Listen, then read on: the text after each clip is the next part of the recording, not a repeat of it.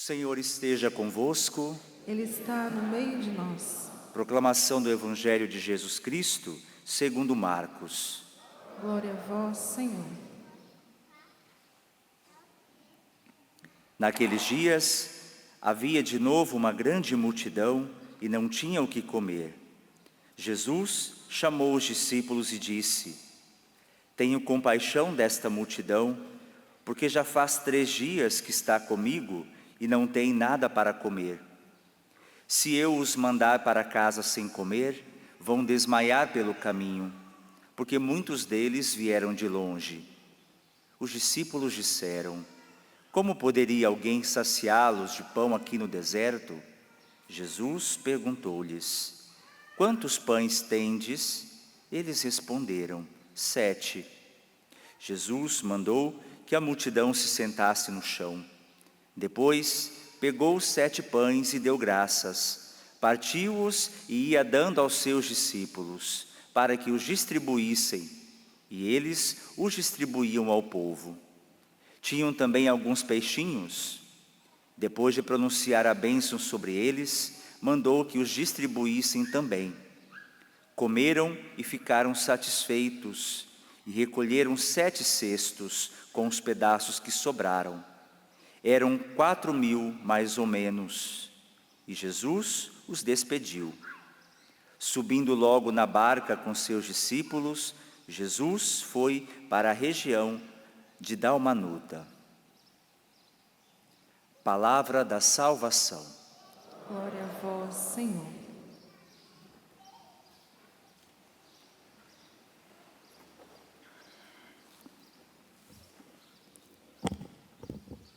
Queridos irmãos e irmãs, a palavra de Deus sempre deixou claro para nós que Deus espera os nossos limites para realizar os seus milagres. E ainda mais, são os nossos limites humanos e as nossas incapacidades e impotências o ambiente privilegiado em que acontecem os milagres de Deus. Veja o Evangelho de hoje. Jesus, de maneira muito sábia, ele esperou acabar o pão e levou aquele povo para um lugar deserto para depois fazer o milagre. Jesus esperou que aqueles homens e os seus discípulos já não tivessem mais o controle da situação. Esperou o deserto e a impotência para aí sim realizar o extraordinário. E parece que Jesus sempre agiu assim. Nas bodas de Caná, ele esperou o vinho acabar. No milagre da multiplicação dos pães, esperou ter somente 7 pães, em outra ocasião 5 pães, diante de uma multidão. Ele esperou Lázaro morrer para depois ressuscitá-lo.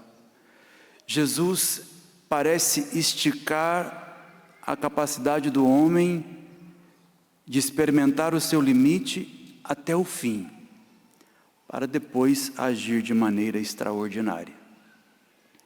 E Ele continua agindo assim conosco. Os milagres só acontecem desta forma, quando nós já não temos o que fazer e as situações escapam do nosso controle. Porque Jesus sabe que agindo assim, Ele pode dilatar a nossa confiança. Será sempre a nossa limitação e a nossa insuficiência o espaço e a escola de uma grande confiança em Deus. Nós não podemos nos iludir. Mais cedo ou mais tarde, Jesus também vai nos levar ao deserto e vai tirar o controle das nossas mãos. Mais cedo ou mais tarde, cada um de nós, para provar a nossa fé e a nossa confiança, também vamos passar por apuros, por noites escuras, por situações nas quais parecemos não ter saída. O Senhor fará isso conosco, porque do contrário, nós não aprendemos o que é a confiança. E pior, se talvez nós tivéssemos tudo nas mãos, controlando todas as situações, sem passar por esses momentos de insuficiência, de vazio, de impotência, seríamos grandes orgulhosos e autossuficientes. Aquele sofrimento que nós vivemos, e principalmente aquele sofrimento sem saída, verdade ou não é? Depois que ele passou, nós estamos aqui mais humildes e mais confiantes. Esse é o mérito do sofrimento. E eu diria, o legado que ele deixa na nossa vida.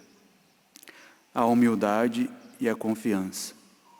Esses apuros que a vida nos traz, uma doença, um acidente, uma situação que nós não temos o controle, eles são ocasião para crescermos na dependência de Deus, de maneira humilde e também na confiança.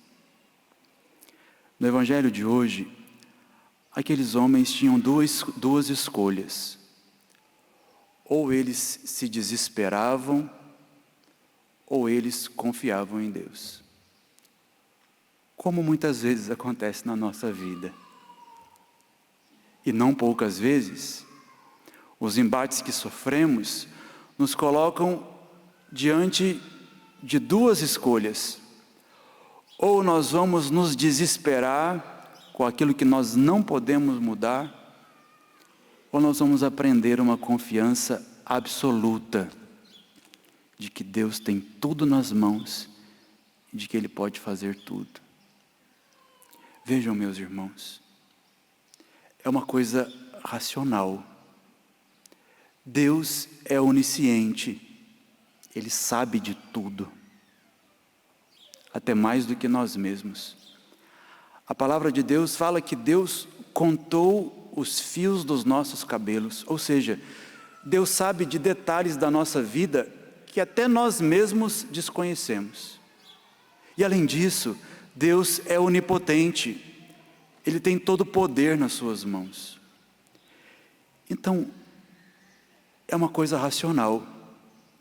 Se Deus sabe tudo, até o que não sabemos, e se Ele pode tudo, por que é que nós não confiamos nele?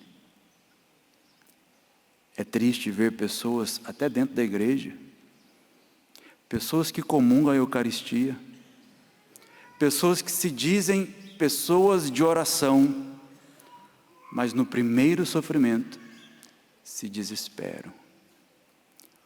O desespero é para aquelas pessoas que ainda não têm a Deus como um amigo, mas infelizmente ainda o têm como um estranho. É triste reconhecer isso, mas é bem verdade, porque nós só confiamos em quem conhecemos e quem tem o nosso coração através da amizade.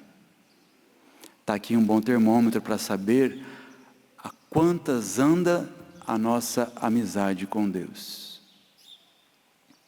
O desespero ou a confiança? Quem conhece a Deus de verdade, quem é amigo de Deus, aconteça o que acontecer, vai confiar sempre. Padre Jonas construiu tudo que nós estamos vendo aqui, neste lugar, baseado na fé e na confiança, a ponto de ensinar a nós, seus filhos, de maneira muito sábia e bonita: acostumei o meu coração a confiar sempre, em qualquer situação. É triste porque tem pessoas acostumadas ao desespero, mas hoje nós podemos fazer diferente. Se o pão acabou também nas nossas mãos, se estamos em apuros, se não temos o controle da situação, quando comungar Jesus hoje, peça isso a Ele. Um coração acostumado na confiança. Aconteça o que acontecer.